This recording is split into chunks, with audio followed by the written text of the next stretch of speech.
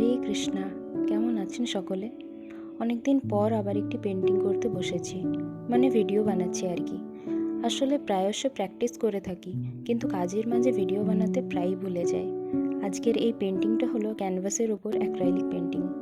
আসলে আমার ভাইয়ের জন্মদিন ছিল এবং আমি ভাবছিলাম তাকে কি এমন একটা দেওয়া যায় যেটা পেয়ে সে খুব খুশি হবে।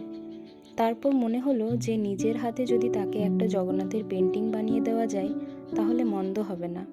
ভাবনা আসতেই কাজ নিয়ে বসে পড়া।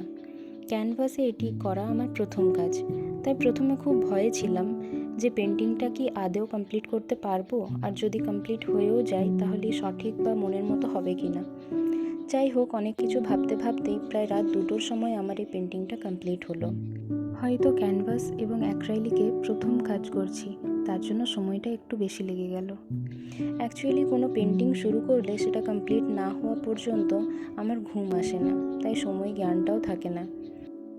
তাছাড়া দিনের বেলা বাকি কাজের মাঝে রং তুলি নিয়ে বসার সময়ও পায় না, তাই এই শখের ও ভালোবাসার কাজগুলির জন্য আমি রাতের সময়টাকেই বরাদ্দ রাখি।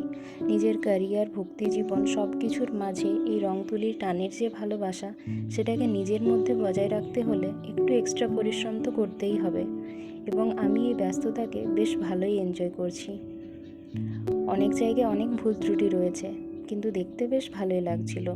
আপনাদের কেমন লাগলো অবশ্যই জানাবেন কিন্তু। হরে কৃষ্ণা।